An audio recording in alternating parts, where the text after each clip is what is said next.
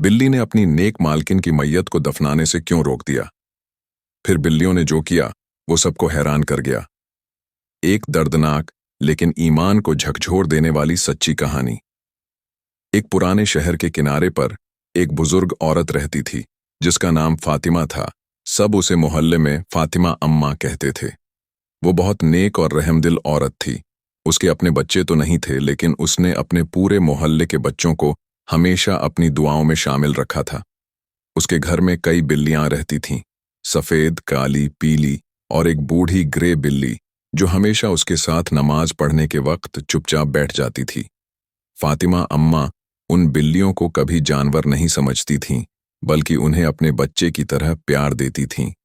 हर रोज वो बिल्लियों के लिए दूध रखती, उनके लिए कपड़े की छोटी छोटी चादरें बनाती ताकि ठंड में उन्हें तकलीफ न हो।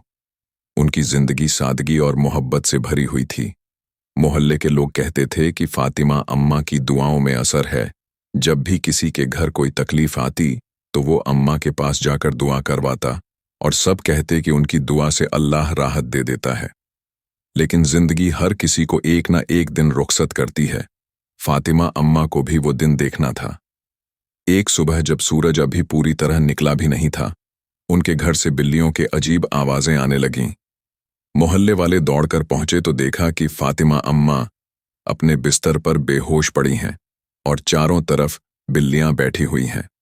वो बिल्कुल चुप थीं, बस उनकी सांसें बहुत धीमी चल रही थीं।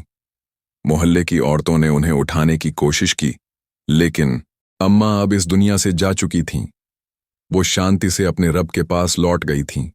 सबकी आंखों में आंसू आ गए। उन्होंने कहा, अम्मा अब नहीं रहीं। लोग जनाजे की तैयारी करने लगे।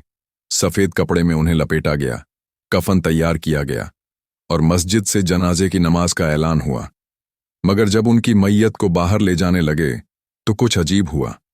वो सारी बिल्लियां जो हमेशा उनके घर में खेलती रहती थीं, अचानक से जनाजे के आसपास आ गईं। एक बड़ी सफेद बिल्ली जो हमेशा अम्मा की नमाज की जानिब बैठा करती थी, मैयत के पास आकर बैठ गई और जोर जोर से म्याऊं करने लगी, जैसे किसी को पुकार रही हो, जैसे किसी से शिकायत कर रही हो। जब लोगों ने जनाजा उठाने की कोशिश की तो वो बिल्ली मैयत के ऊपर कूद गई और पंजे फैलाकर ऐसे बैठ गई जैसे किसी को जाने नहीं देना चाहती। सब हैरान थे। उन्होंने धीरे से उसे हटाने की कोशिश की, लेकिन वो हटने का नाम ही नहीं ले रही थी। वो बार बार मैयत की तरफ देखती, कभी फातिमा अम्मा के चेहरे को सूंघती, फिर दुखी आवाज में म्याऊं करती। कुछ लोग डर भी गए, बोले, ये तो अजीब बात है, क्या बिल्ली ने कुछ देखा है? मगर एक बुजुर्ग आदमी बोला, नहीं, ये वफादारी है।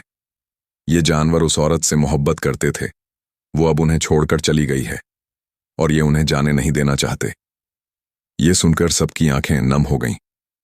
आखिर बड़ी मुश्किल से बिल्लियों को हटाकर जनाजा मस्जिद ले जाया गया, मगर वहां भी कुछ ऐसा हुआ जो किसी ने सोचा भी नहीं था।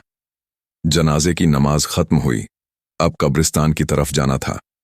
जैसे ही लोगों ने जनाजा उठाया, वो सारी बिल्लियां फिर से एक साथ आ गईं और जनाजे के पीछे चलने लगीं। मोहल्ले में जितनी बिल्लियां थीं, सब उसी रास्ते पर चलीं, जैसे कोई जुलूस हो। लोग ये मंजर देखकर दंग रह गए। बच्चों से लेकर बूढ़ों तक हर कोई रोने लगा। ऐसा लग रहा था जैसे सारी बिल्लियां अपनी मां को आखिरी बार रुखसत करने आई हों। कब्रिस्तान पहुंचे तो लोग जनाजा दफनाने लगे, मिट्टी डाल रहे थे कि फिर वही सफेद बिल्ली कब्र के पास आकर बैठ गई।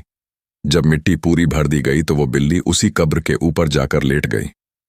उसने न कुछ खाया, न कहीं गई। रात हो गई, लोग घर चले गए, मगर वो बिल्ली वहीं बैठी रही। दूसरे दिन सुबह जब मोहल्ले वाले कब्रिस्तान पहुंचे तो देखा कि वो सफेद बिल्ली वहीं थी। उसके पास बाकी बिल्लियां भी बैठी थीं। किसी ने खाना रखा, मगर किसी ने कुछ नहीं खाया। 3 दिन तक वो बिल्लियां उसी कब्र के आसपास रही, कोई दूर नहीं गई। चौथे दिन जब लोग फिर वहां पहुंचे तो देखा कि वो सफेद बिल्ली अब हिल नहीं रही थी। वो वहीं उसी कब्र के पास मर चुकी थी।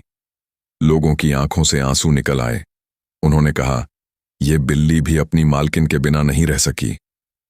उस दिन के बाद मोहल्ले में हर कोई फातिमा अम्मा की दयालुता को याद करता था। बच्चे कहते थे, अम्मा अब जन्नत में होंगी और ये बिल्ली वहीं उनके साथ होगी।